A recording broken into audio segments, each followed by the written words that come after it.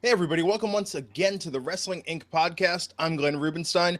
It's November 15th, 2017, and we're going to talk about the SmackDown Live Go Home show for Survivor Series coming up this Sunday on the WWE Network. With me, Mr. Raj Giri and Dennis Farrell. How's it going, guys? Good, man. How are you? Doing well, man. Interesting SmackDown last night. Opened up with Shane addressing the troops backstage. Kind of a different setup than they've done in the past. What'd you think of that, Raj? Is it a pep talk? I like the idea of it. I thought the scripting of that was really bad. But other than that, that was the low point of the show for me. I thought everything else on the show was great. But yeah, just, when the promos that Baron Corbin and the cut, it just sounded so scripted and unnatural. But I like the idea of it, but just the scripting I thought was pretty bad. Yeah, what'd you think, Dennis? I'm kind of with Raj on this one. If they would have just left it with Shane talking, I think that would have been perfect. But you went over the top and you gave the mic to the one guy that probably shouldn't need it at this point. The New Day was okay. It didn't add anything to the promo, but it was good. I like the shakeup in how they did that. I thought Becky Lynch was kind of corny there too. Yes. Well, because they've had her in this whole thing. I mean, it's not really, they're not giving her babyface material since the attack backstage with all of this. It's strange, it's out of character for her. Yeah, I think again it was just what she was scripted to say. It just sounded just really corny. Yeah. Babyfaces don't talk about breaking arms typically. Yeah, and then when everyone's like, yeah, with with these lame lines, I don't know. But again, it's nitpicking because other than that, I thought the show was really good. I know it was strong. It just was an interesting note to lead off on. And what's funny about it is that clearly production, I don't know if it was Vince or Road Dogg, but they cared enough about this that they shot it backstage. They were like, we can't do this in the ring, guys. We need to do this multiple takes, produce it. Yeah, that's probably all for the best. Oh, Baron Corbin on a live mic. What could possibly go wrong? Yeah. So we went from that to another ring segment, or to a ring segment rather, another talking segment with Daniel Bryan coming out to the ring and bringing out AJ Styles, doing a little riff on Paul Heyman there, kind of setting up the fight between Brock and AJ for Sunday. Dennis, who wins? It's Brock. I think AJ looks good. There has to be some sort of interference, right? There's no way they're going to let one go over the other. But I can't believe that it's not going to be Brock Lesnar if there's a straight up winner. Raj, your pick? Definitely Brock. But I got to say, that Daniel Bryan promo, it made me want to see Daniel Bryan against Brock. And... and he did the best job I think I've ever heard of being able to convince somebody that, that I think he did a better job than anyone could have to convince people that AJ can beat Brock. And, bringing up Brock's weaknesses and quitting, that was the best anti-Brock promo I've heard since Brock's been back in WWE. I mean, Daniel Bryan, he was on fire. AJ Styles' promo was there. I think Daniel Bryan completely overshadowed him when it came to the promo department. But man, that was an awesome promo by Daniel Bryan. Daniel's proves he's still one of the best in this business. Yeah, I feel like it went 5 or 6 minutes too long when you gave AJ the mic. But other than that, it was all right. I thought Daniel Bryan brought enough reality to it that you believed what he said. It didn't sound scripted. It's kind of like an old school Mick Foley promo almost, where you bring in enough reality that it just seems real. And I thought Bryan was awesome there. But my only issue is, if you're going to have Daniel Bryan act as his advocate, which started out the promo, you should have just had AJ Styles be quiet. That's kind of how the advocate works. And it seemed like it was counterproductive there. Well, I think I like the aspect that AJ took a shot at Brock never talking. But I did think it did completely overshadow AJ. Like I'm already forgetting what AJ said. Something like it's not a Rocky movie, it's his production or something like that. But I thought this was good. I thought it did as good a job to make fans believe that AJ can beat Brock. What do you think, Glenn? Who do you think wins that? Oh, I mean, but here's the thing. If we start going on Brock's got to win, guys, Brock's got to win. I mean, then isn't that sort of the mind games that Vince McMahon likes to play, that booking likes to play, is that it's such a foregone conclusion that maybe we're going to get something different, you know? I think usually when it's a foregone conclusion, it is. I know. It's the unfortunate part of this business. Yeah. I mean, Goldberg and Brock last year, the only reason it wasn't was because they signed on Brock, Goldberg for more dates, and then they shifted the inevitable. But yeah, well, I mean, with the Brock match, the Samoa Joe thing, I think we all felt a little burned by, because that was such a good match. It seemed so credible that Samoa Joe could win, and he didn't. Rug was pulled out from under us. I don't agree. I think Really? Brock should have won that match. I thought Braun was different. I thought Braun, you could have done a title change and then changed it back. But again, switching the titles too much. If the plan is for Brock to lose at WrestleMania and keep him strong until then having him lose ultimately, I don't know if it does really much harm in today's day and age, but it's probably a little better to not. And nothing is on the line with this. I mean, yeah, nothing is on the line. So I don't know. I mean, it would be a huge upset. It'd be a huge surprise. What are the other moments that we're going to have at Survivor Series? I mean, we'll walk through the card, but if you think about it, lately they've been doing, okay, we want the one big moment, the one big surprise, the one big swerve. Could this be it? I mean, I don't think Raw versus SmackDown, that's just going to be a great match, the 5-on-5 match. With the women's match, I'm assuming Natalya gets added as a fifth member. Maybe this could be the huge... I mean, have they really been doing surprises at the pay-per-views? They've done it before. Well, look at what happened at the end of the last Hell in a Cell with the way Sammy's. Yeah, but that's not. I didn't think that was like a huge deal. Yeah, it was something. But I mean, just not to make it predictable, or else why do we tune into these things? Because I think the rest of the card is not predictable. Yeah. I don't know.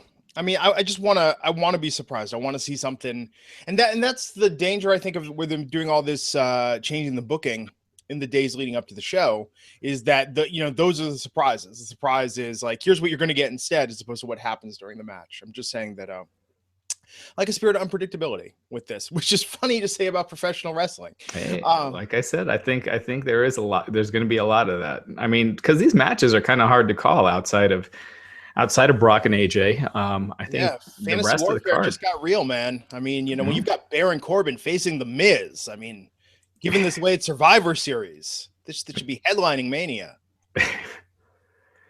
Well, that's the state of the.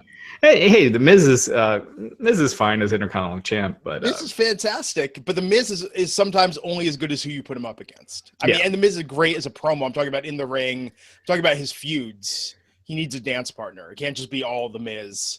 Yeah, but who do you put in that? Well, I guess there's other people you could put in that spot, but yeah. Yeah, I think. Oh man, could you imagine if it was Bobby Roode or something like that? You had someone with a little more swagger, a little more charisma. Yeah, I don't know. Rude's been kind of disappointing to me on the main card. He's been a non-entity. And just The Miz, there's no one really where you're like, oh, that's a match I got to see, because he's great until you get in the ring, and then in the ring he can be fine, but usually it's kind of forgettable. Well, I mean, we'll see how it goes on Sunday. It's going to be a heck of a pay-per-view. It's stacked. It's good. I think this is the problem, though, is that with TLC, they did all the last-minute booking changes. It was really good. We felt like the momentum was there.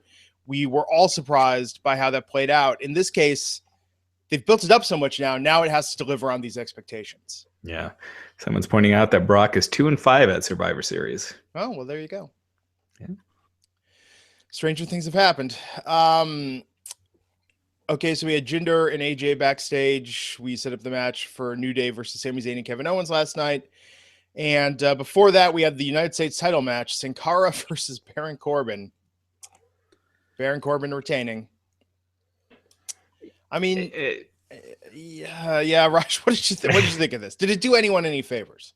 It's something. It was short. I hopefully that ends the feud. They just needed something between to just kill time, and I guess Sin Cara is as good as anybody if you're not wanting to do a title change or anything. So yeah. If that's the blow off, I'm happy. I wish they would have done more of sending a message to the Miz in this match, or at least afterwards. Oh, yeah. There was nothing there. There was no payoff. I was essentially, and I hate to say it like this, but I was kind of left with storyline blue balls at the end of this match. It was over. He walked away. There was just nothing for the Miz. There was nothing for Sin Cara.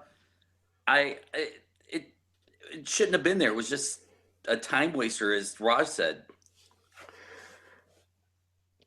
Yeah, I just think when Sin Cara's in a feud, it really tells you where that feud is at, where that match is at. And I just think for Baron Corbin, Baron needs to be elevated, not working with someone that's on his level. Yeah, the week after beating AJ clean, he's put in a feud with Sin Cara. So it's like blows off any momentum he had. We got a lot of questions today and comments in the chat, so we'll try to get to a lot of those. So I thought this was an early high point of the night. Was the little friction they were setting up between Daniel Bryan and Shane McMahon backstage. Yeah, I thought that was really interesting and intriguing. I mean, a lot of people think that Daniel Bryan's coming back. He's been talking a lot about returning. He said that he only thinks it's a 20% chance that WWE will clear him, but he's got an 85% chance that he's wrestling again. So you got to wonder. Sunday night, Bobby Roode gets attacked backstage. Daniel Bryan has to that would be a waste to have his return unadvertised. But doing an angle at Survivor Series, if he were cleared to return, Daniel Bryan wouldn't say it. He's not going to blow that. I don't think he is, but I don't know. It's just been so unpredictable lately so that you just never know. But they're clearly teasing something. I don't know if they're teasing Daniel Bryan leaving SmackDown or just some sort of WrestleMania match where Daniel Bryan, has is in someone's corner against Shane. I don't know, but clearly teasing something. Yeah, they'll just like wrap his head like a television in layers of bubble wrap and put him out there in the ring. Well, he's saying every doctor has cleared him, and that the thing he was originally diagnosed for that ended his career was something that other doctors said was not actually what they thought it was and wasn't a big deal. So we'll see. I think he knows he's untouchable at this point with the WWE, and he is just shooting in every interview because what does he have to lose? It's like, fine, fire me. I'll do what I want. Well, WWE is sending him on these things. They sent him to WWE night at the Devils game. So yeah. This has work written all over it, guys. In today's day and era where we see someone shoot on an interview like Chris Jericho, that was just all a big setup. And I'm sitting back because I see this as a big setup. Jacko Bean 14 says Daniel Bryan versus Shane McMahon at WrestleMania. If Daniel Bryan wins, he gets to wrestle again. If he's cleared and he's wrestling again, that would be awesome. I don't know, man. With Shane throwing those stiff punches, I mean, what could that do for head trauma to Daniel Bryan? Yeah. I like that idea, though, if he were cleared to return. Yeah. I think we're going to see him in a ring again. It's just a question if it's WWE's or not. Yeah. He said if one doctor tells him that he shouldn't wrestle again, he won't do it. So that's his 85% chance he'll wrestle again. That 15% is if one doctor tells him he shouldn't. Like that's like a segment. He's gonna keep saying that on TV. Then they're gonna bring Dr. Phil back there and have him in the ring. Then they'll bring Dr. Oz and Dr. Drew, dig up Dr. Joyce Brothers. No, I don't think that's an angle they do on TV. They don't really. Dr. Phil maybe. But technically, didn't one doctor tell him he can't wrestle? The WWE doctor. Yeah, well, and there was another doctor, and that's when he decided to retire. But since then, that's when he said that diagnosis was not actually correct. And so I don't know. I don't know if he goes back to them and if they say, there's a misunderstanding or an error. I don't know. Yeah. Where's Dr. Z-Pack when you need him? Just, rub some dirt on it and walk it off. You'll be fine. Trying to get us sued by WWE. That's so weird still that's a lawsuit because of a damn podcast interview. Granted, Punk said some at the time explosive allegations. Well, if it's not true, then the doctor should sue, because that is that is damaging. But it's clear that WWE is bankrolling this. It's clear that it's revenge. So that aspect's very petty. Definitely. But so suing Colt Cabana, that's the best. That's just crazy. Do you think Vince realizes that Colt was actually in the WWE? That he has that recollection that it's the same guy? I'm sure he does. I doubt he remembers Colt segments, but yeah. What was his name? Sterling Goldman or something like that? Scotty Goldman. Scotty Goldman. Yeah. Scotty Goldman, the most Jewish last name they could give him. Oh, man. Okay, so the high point last night for many people, myself included, SmackDown Women's title match, Charlotte Flair versus Natalya. Charlotte winning the SmackDown Women's Championship in her hometown. Ric Flair coming out. It looked like they surprised her with Ric's presence.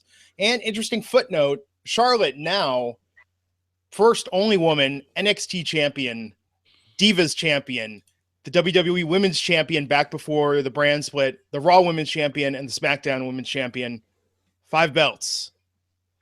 The company. She deserves it. She could be the greatest woman of all time in that company. I mean, she's great. This match was really, really good. There's just something about when they did these matches in front of the NXT crowd that it felt like a much bigger deal, I feel like. And that crowd heat really took it to another level. But I thought this match was really good. Charlotte looked great. And it'll be interesting to see if they do anything with Natalya at Survivor Series, because they're leaving that spot as a mystery. And a lot of people are thinking it's Paige or Nikki Bella. Yeah, Dennis, what do you think? All right. I'm unhappy. I will be the first to say this. Any other night, any other show, this would have been an amazing moment. But it seems like this Survivor Series card has been a debacle from moment one. You've had all these changes. You've already last week changed Jinder Mahal and AJ Styles. Now you do it again right before the card. It's taking away the special moment. This could have been an amazing moment, whether it's on a pay-per-view or a Raw down the line. But this just seemed like another wasted opportunity to change this card at the very last second to make it more appealing than, Bliss versus Natalya. Look, if this move was made before the AJ Jinder move, I would have thought this was amazing. But now it's kind of on the back end of everything, and it lost me. I wish I was more invested in it, but I don't know. I don't want to say you saw it coming, but at the end of it, you go, all right, I kind of seen that, and it took away the special moment for me. I agree with you to an extent. I do think if they did the AJ title change and Charlotte title change weeks ago, then you could build those matches a lot better, because they haven't really had any build. But I wouldn't call it a debacle, because every change they've made has really been for the better. Going from Brock and Jinder, I'm more interested in that match in some ways, just because of how they would do it, and not necessarily in the match itself. Whereas I feel like with Brock and AJ, to me, Brock beats AJ in 8 minutes, is what I'm seeing, and fairly clean. But if they had started the build weeks ago, same as Charlotte and Alexa, I feel like that's a really good women's match, interpromotional women's match. But every change they've been from moving to that to Brock and AJ, and taking John Cena out of that special referee into that Raw versus SmackDown main event, then putting Triple H in, I feel like has made the card way more interesting. I agree 100%, but it just seems like these were moves that were made a little too late. And, you bring up the John Cena thing, which confuses me a little bit, because if John Cena is this ultimate face, And, you know, he's now on what I guess SmackDown was portrayed to be the heel team. There were just some of these moves that just kind of made me go, I kind of get it, but wasn't you know, Cena going to Raw a few weeks ago and now he's back.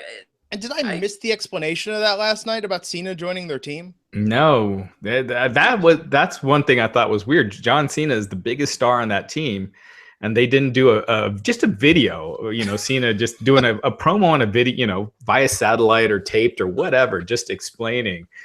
He doesn't even have to give much of an explanation. Just being like, "Hey, I wanted to be there. You know, SmackDown invited me. I'm coming in. You know, you know, I'm originally from the Blue Brand. Anything."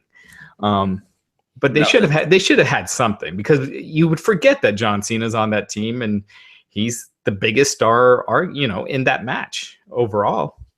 Biggest star in the company. Biggest star in all of professional wrestling. Exactly. And he's just treated like an afterthought in this match. So it's kind of odd. It is. Their match was good last night.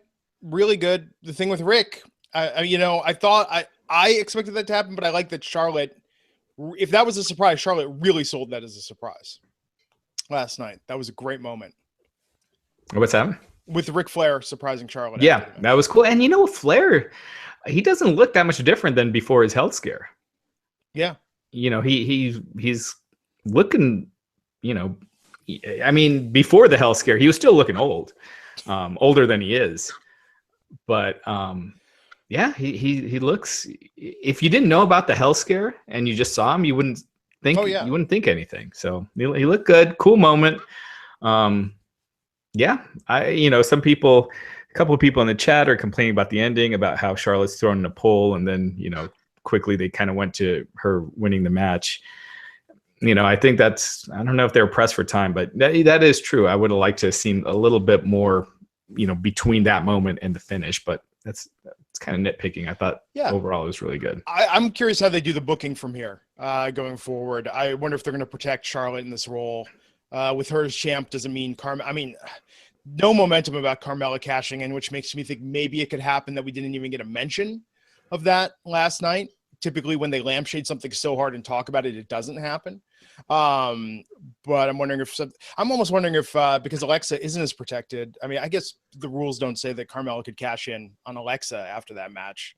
But yeah, I think with Charlotte as the champ, the one problem that they had with her on Raw is she just becomes such a force that the belt never comes off her at that point. So it makes her matches kind of less interesting. Yeah, they don't really treat the women's division like that, though, regardless of who's on top. You know? Well, they did it, and it was with Rick. It was with Rick's interference. I mean, didn't it seem like for a good 6 months there, it was the same thing every pay-per-view? Not really. She was trading with Sasha like 4 times. No, but before that, remember when she went against Natty, when she went against Becky, the first time against Sasha, it was always the same thing. Well, Charlotte I think was going to lose, and Rick helped her cheat.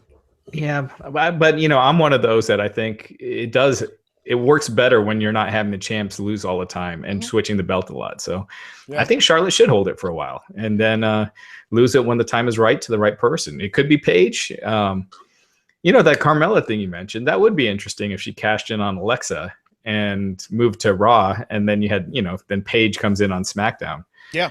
You know, that would be something different. Yeah, but the fact that you're right that they didn't announce Natalya is joining Team SmackDown as the 5th member does leave it open. It could be. No, they're specifically leaving it as a surprise. So I don't think you do that if it's Natalya, you know? I think the only reason we wouldn't see a cash in was the Money in the Bank was a SmackDown pay-per-view, right? If I'm not mistaken. So yeah. I can't see a SmackDown only pay-per-view in the late. I could see her trying to, you know, maybe you see a debacle where she comes in, both ladies are down, and she looks back and forth, and maybe the ref's like, you can't do it to her. Sorry. Well, did they ever specifically say that you can't get that it's specifically for the SmackDown Women's Championship? I don't know. I guess I'm just assuming. Oh, guys, continuity isn't that important in WWE. Loves heat.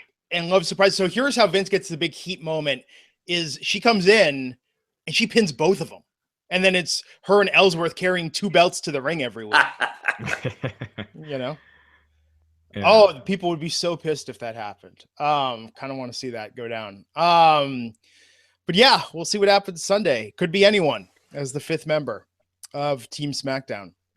Maybe Paige, maybe Nikki Bella, but I mean, Natalya really does seem like the most obvious option. So who knows? Yeah. No, I don't think so. I think in Natalya, they would have announced it. They would have just said Natalya's in. Yeah. I'm kind of with Raj on this one. I don't think it's obvious at all. I love the fact that there's quite a mystery here. With the surprises they've been doing, and then to advertise a mystery spot and then have Natalya do it, they could do something where it's Natalya and then she gets jumped, and that's what happened last year. Yeah.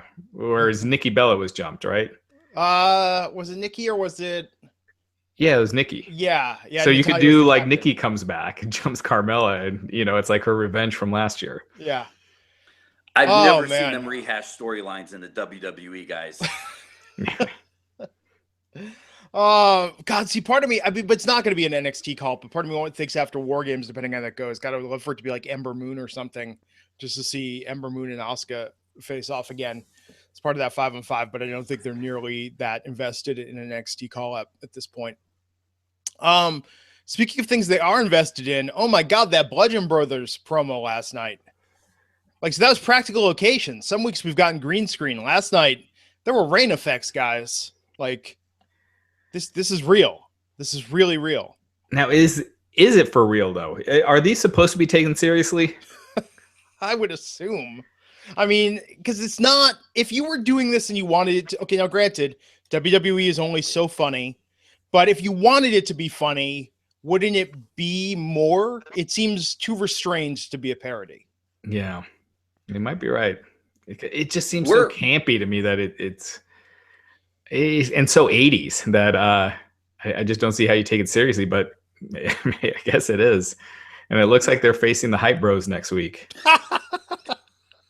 This is no disrespect to anyone involved in that match, but it's just, yeah, guys, the Bludgeon Brothers, we're going to give them a push. It's like their debut feud's going to be against the Hype Bros. Well, no, it makes sense. You want it to be someone that they could beat pretty handily and sure, kind of destroy. So you don't want them to go out and face the champs right off the bat. So. And where were the Fashion Police last night?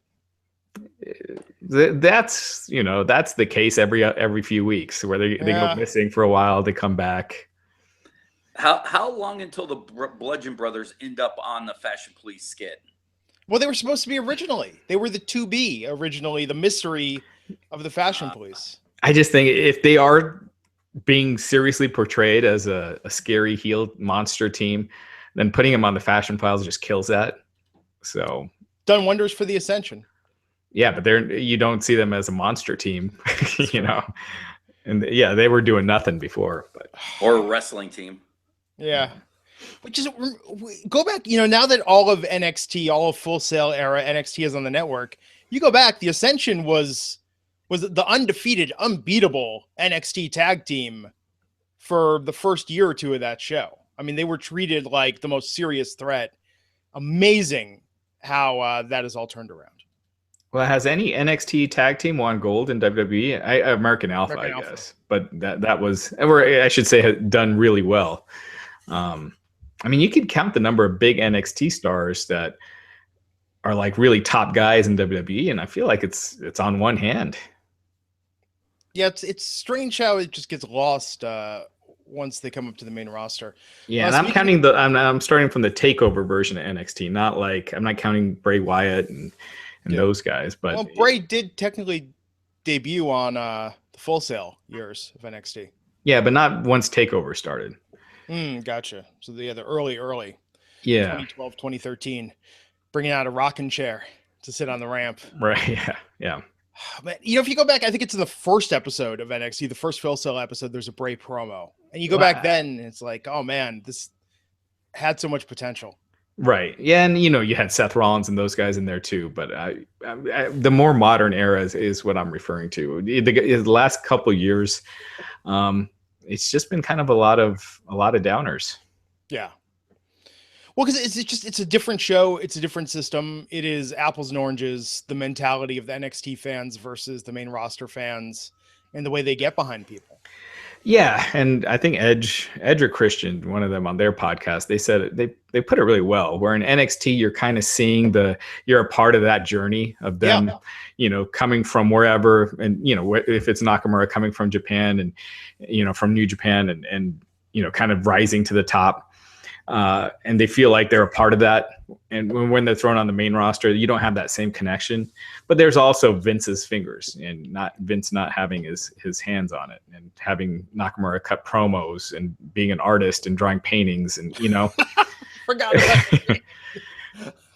So, oh my god! Like, it's actually, someone should do like a massive YouTube compilation, and Raj, you should feature this on Wrestling Inc. of just like all the what the F moments, like at the end of the year, just like the biggest sort of like, what was that? Oh yeah, we forgot about that moments of the WWE in any given year.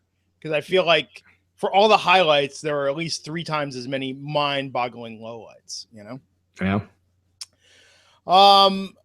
Speaking of American Alpha, last night, one of the Usos referring to Gable and Benjamin as American Alpha 2.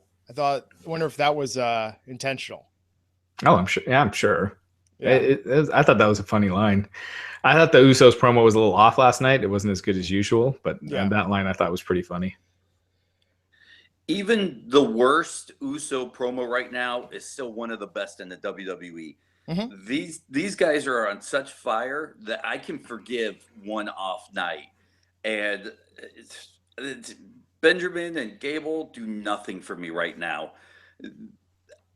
They're just filler. I really would like to see Gable somehow get over, but I'm not sure it's ever going to happen. Yeah, Gable as a heel is growing on me. I think he's showing those flashes of something, but I feel like him and Shelton just have no chemistry whatsoever. Just none, randomly thrown together, and I think, I don't know. It's one of those things. I almost don't want to see him split, because Gable's size, I could see him being in that Sami Zayn role where he's just losing to everybody all the time and getting good matches, but always coming up on the losing end of the stick. Yeah, we'll see, man. And the Usos versus Sheamus and Cesaro Sunday night. That should be interesting. But I think that will be an awesome match. Yeah, no doubt. And Jimmy Uso won over Gable last night. I think the Usos, we'll go down the Survivor Series card later, but I think that's one I think the Usos should win. So after that, New Day versus Sami Zayn and Kevin Owens. They gave time to Owens and Zayn backstage. New Day got an in-ring promo. Sammy came out dancing to Kevin's music. I thought that was doing great. the Sammy dance to Kevin's music. I thought that was great.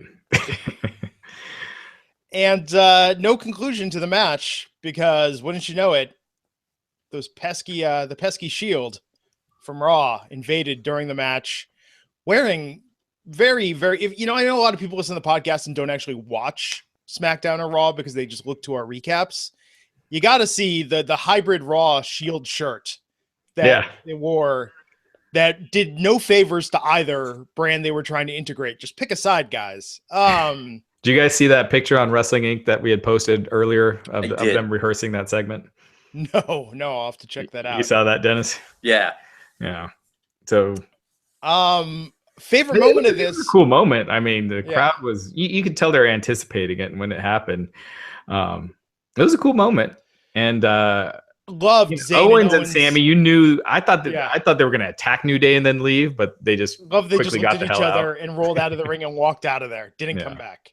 I thought they were going to save them for maybe a surprise save at the end or something with Shane, just to kind of bring them back in the mix. But nope, they were just kind of like, we are not a part of the storyline. No, that would make no sense if they did that. I know, but yeah, man. So the retaliation, the Raw retaliation last night, Under Siege. Backstage segments.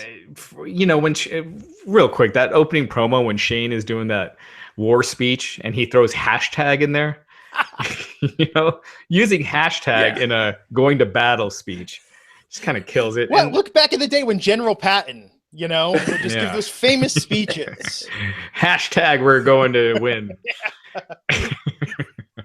And God, the freaking what is that line they keep using? The one night a year that Raw and SmackDown meet in head-to-head competition. Is that it's pretty much that's what it is, and it sounds so unnatural. That's why it was awesome when Jason Jordan actually said that when he was crying to Kurt Angle the other night. Yeah, that took because I was saying how I kind of like the Jordan whining thing because it does make him more of a heel and easier to hate. But yeah, that line took out Dad. The one night, Dad, when Raw and SmackDown meet in head-to-head competition. Can I stay up late, guys? Ah, dang. Oh, man. The scripting that they force sometimes, it drives me nuts. And I just keep thinking about that now when Justin LaBar was doing the impression that it's just like, not only has Vince come up with it, but then Vince will sit there and give you how it should be said. So I think, Vince backstage being like, guys, it's the one night. Right. Seeing Braun. I'm glad they didn't have Braun say that. Or maybe they did and I missed it, but yeah. Anyway, with Brock. Yeah. So retaliation last night, 2 Shield power bombs.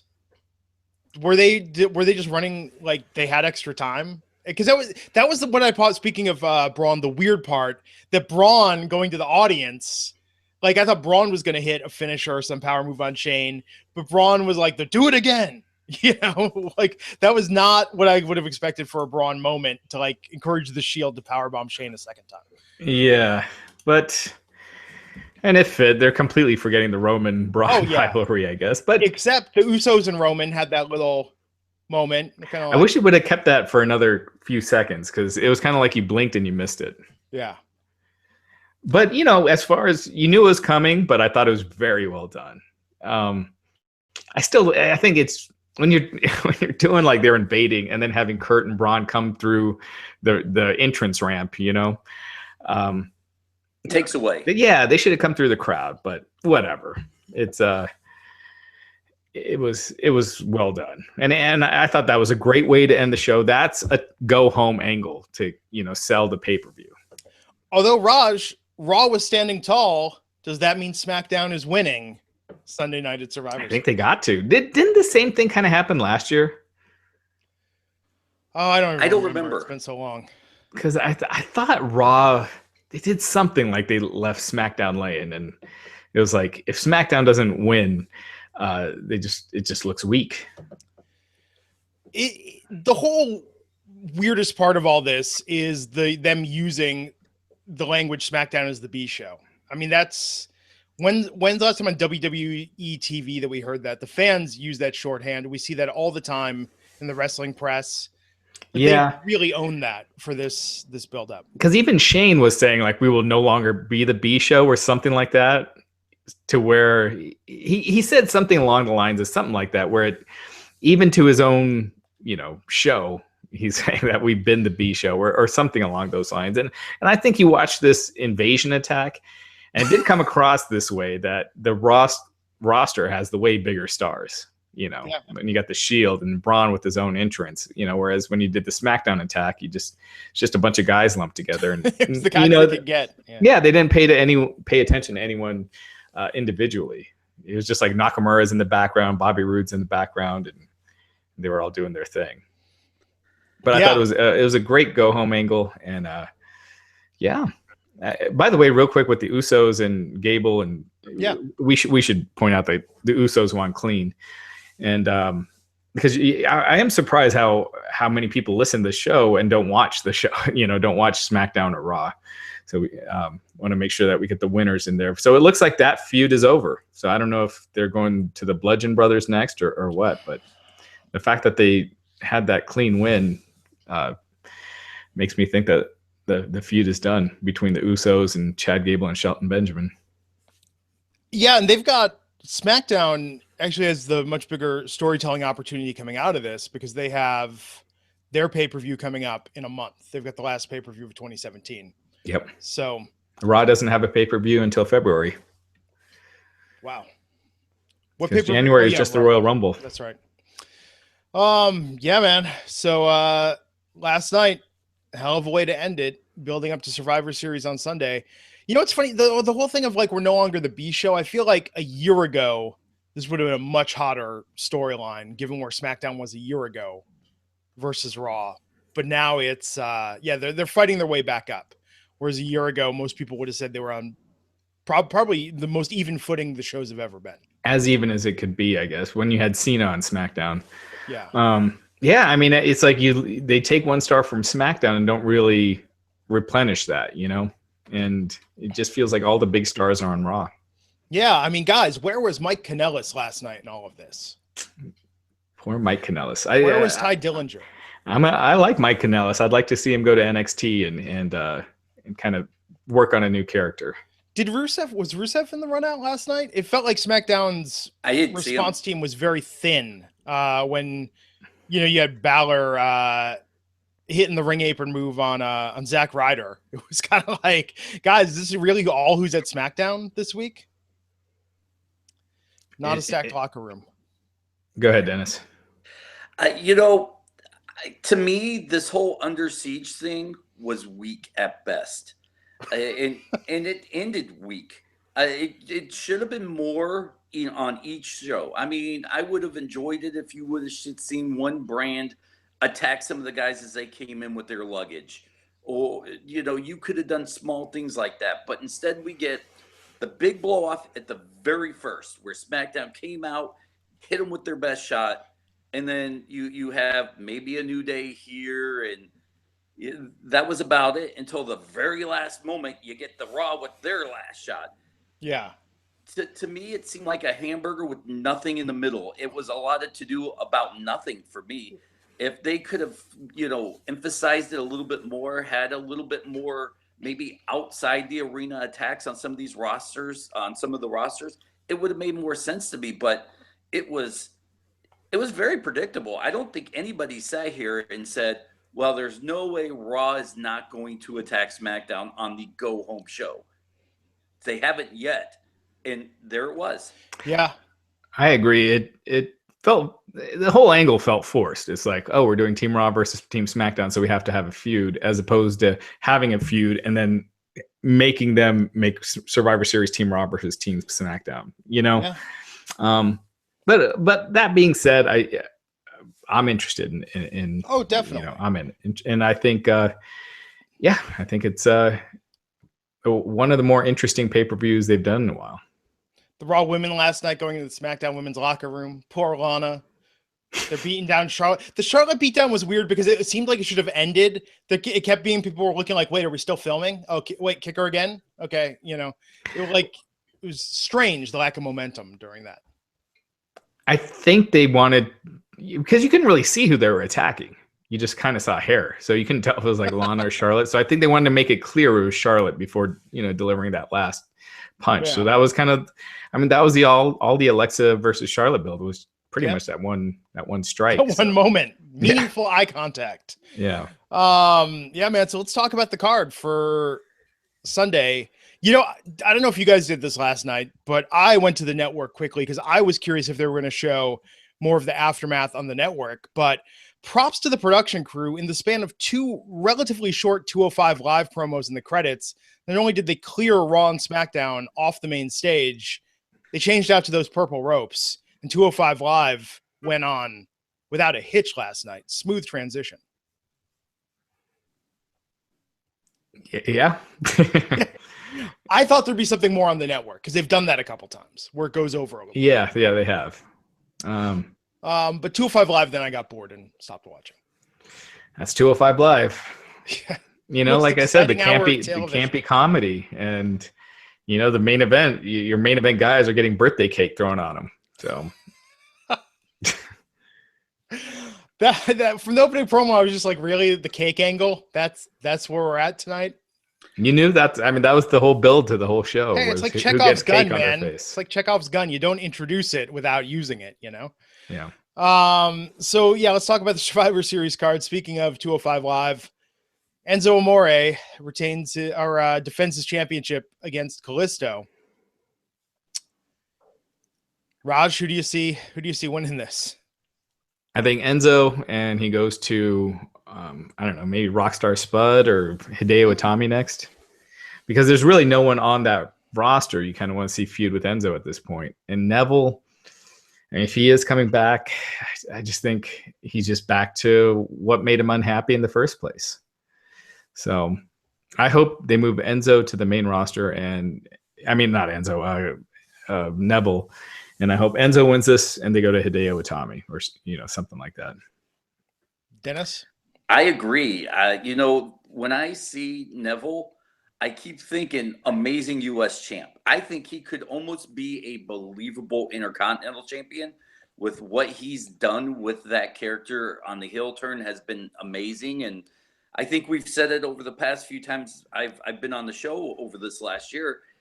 He's kind of been the MVP character-wise throughout this year where, I would tune into 205 Live just to see what he was doing.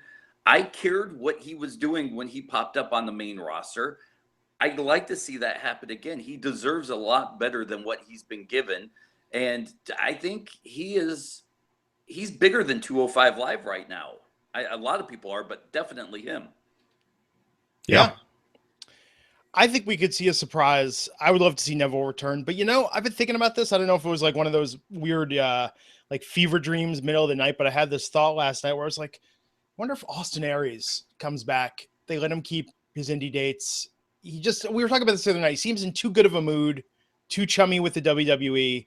And I think Aries versus Enzo would really be the shot in the arm that 205 Live needs. I think Aries needs to be a heel. I felt like as a babyface, he wasn't at 100% of where he should be, as far as a personality. But yeah, I mean, it would be something. Yeah. I honestly think Aries, if you bring him back, he shouldn't be on 205 Live. I think he's wasted there. Now, are they letting the 205 Live guys, after the cruiserweights, and I know when 205 Live started, did they let some of them keep their indie dates and do? No, they let the UK guys keep some indie dates, but not the 205 Live. They could probably get away with paying them less, with paying the 205 Live guys less. They already are. Yeah. Well, I would say they could pay them even less because it would be like, you guys can go, as long as you're not on TV for anyone else, you can go do whatever you want on your weekends. Because go ahead. I know Rockstar Spud has canceled all of his indie dates. I was at a show. Yeah, I was at a show Saturday he was supposed to be at, and he let the bookers know that I can't make it due to this new commitment. So I know he's not keeping his dates. Yeah. Well, we'll see. We'll see if they tease a new debut Sunday night at Survivor Series. You think that match ends up on the pre-show? Is it on the pre-show? It is on the pre-show. Yeah. So there's probably going to be the pre-show is 2 hours, so the pay-per-view is 4 hours at least. The big four have been going long, so it could easily go over. I'm guessing there's going to be a post. What did they do a post show after SummerSlam? Raw Talk, maybe. I feel like it's been I feel like they've only been doing it on the brand specific pay-per-view. Yeah. So probably over 4 hours and then 2 hours on the pre-show. So I'm sure there's going to be probably a couple more matches added because when you got 2 hours to fill and you've only got one cruiserweight match right now. You know what our fans should do, Raj? You should do this as well. People should be getting GoPros, taking time-lapse video of just them watching the show. Like just people's experience sitting through 6 hours of wrestling. How much they get up, how much they get down. We can speed them up. We can make a mega cut. It's a lot of wrestling. And what matches they get up during, exactly. And see if there's a pretty collective match. It's the only way we can get the data. Now that Microsoft has retired the Kinect, we can't, they can't use that to spy on people anymore. Yeah. 6 hours of wrestling, man. So what else gets added to the pre-show? Who knows? I was thinking this would be the ripe time to do Jordan versus Gable, but probably not with this. Real quick, guys. James Ellsworth has been released. What? Yep. I don't know why I said what so. I guess it was a year. Yeah. Contract. I mean, you kind of saw it coming. When you're putting someone in a dog collar, Vince probably is shaming him for losing that Battle of the Sexes match. Like, oh, you lost to a woman. Yeah. Wow. Before Survivor Series. Released, right before Survivor Series. Did he release a statement? No. But it's on the WWE Twitter, so. Yeah, it's on WWE Twitter. Best, they wish him the best in his future endeavors. What if it's all a work and he shows up on 205 Live to challenge Enzo? When they, I know they've never done it before. They've never done a release that's been a work that, unless if someone can prove me wrong, I don't think that's ever happened, and I doubt they do it for Ellsworth. Ellsworth is going to make so much money on the independent circuit now. I mean, this is probably a blessing in disguise for Ellsworth. I bet you he'd be up there for being associated, but right now his booking cost is through the roof.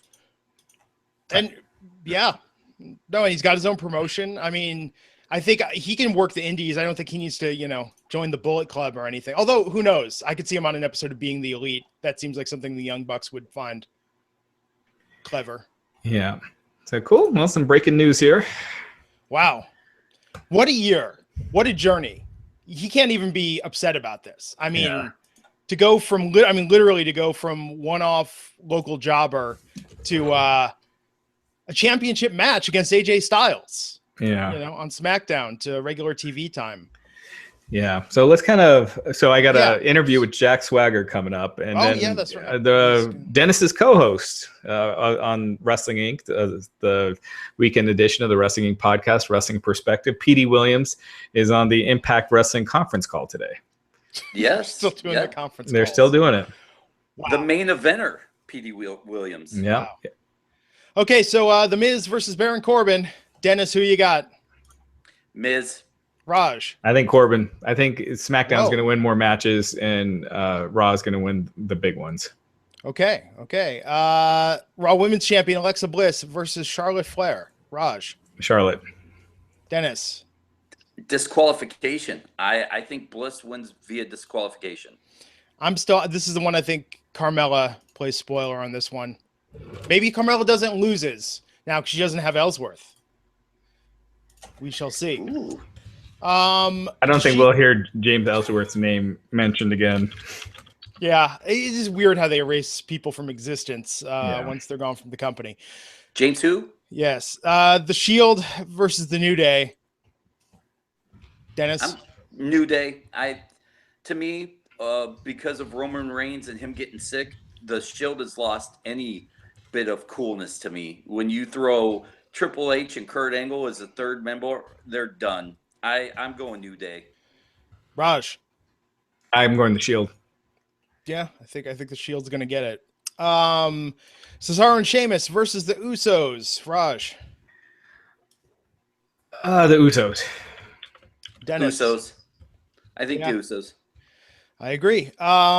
Women's Team Raw, Alicia Fox, Nia Jax, Asuka, Sasha Banks, and Bayley versus Team SmackDown, Becky Lynch, Carmella, Naomi. Is Tamina really on that team? I guess she is. And to be announced. Dennis, who do you think? Raw. There's no way Raw loses this one. I think to be announced. I think Team SmackDown. I don't know.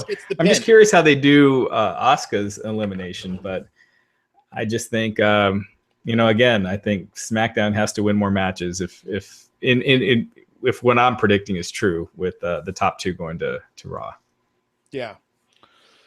Universal Champion Brock Lesnar versus the WWE Champion AJ Styles. Raj, we talked about it earlier. You think Brock, Dennis, Brock? Yeah. All kinds of Brock. Yeah. And Team Raw, the traditional Survivor Series 5-on-5 match, Kurt Angle, Braun Strowman, Finn Balor, Samoa Joe, and Triple H versus Team SmackDown, Shane McMahon, Randy Orton, Bobby Roode, Shinsuke Nakamura, and John Cena. Raj, who gets it? I got to go with Team Raw. There's just too many. Because you got to think Kurt Angle, Braun Strowman, and Triple H are all beating someone on the other team. They're all getting a pin. And on the other team, you got to think probably Cena will, and you got to think Orton probably is as well. I don't know. I just think with Triple H being added, you got Angle in there, Strowman, who they're really protecting. I got to go. Team SmackDown makes more sense because if Brock is beating AJ, but I think Team Raw, especially with Triple H added. A week ago, I would have said Team SmackDown. Dennis? I think it's Team SmackDown. I think Team Raw wins the women's, Team SmackDown wins the men's, and something happens here. They put a lot of emphasis on Kurt Angle winning this match, and he's fired if he doesn't win it. And then all of a sudden, Stephanie McMahon's husband is now added to this team. This has some sort of storyline, and I don't know what it is. Maybe it has something to do with Jason Jordan. Maybe it doesn't. But this has storyline written all over it. I'm going SmackDown, and something happens with Angle and Triple H. You know what? Jack O'Bean has something. He's wrote Triple H pedigrees Kurt, then walks out. And I could totally see that. They're building the Triple H and Kurt at WrestleMania. So Triple H gets rid of Kurt. Stephanie fires Kurt Angle, and then he comes back as a wrestler. Yeah. I can see them doing that. Maybe. Dennis, who gets eliminated first? Man, that's a good question. I'm going to go Bobby Roode. Raj? I think SmackDown will play from behind this whole match. Yeah. I could almost, yeah. I mean, if Team SmackDown wins, I think Finn Balor would probably be the first out. If it's Team Raw winning, I'd probably go with Bobby Roode. And Kevin Owens and Sami Zayn, are they seen at all on Sunday? No. I think they will be. Ooh.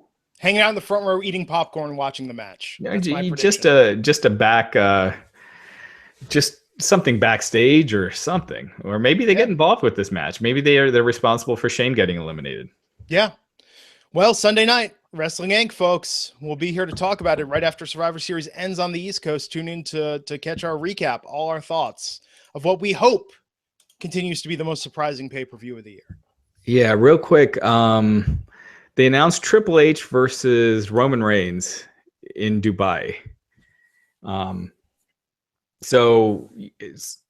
I think this relates to the gender losing to AJ. So they had 2 nights in India that they were doing.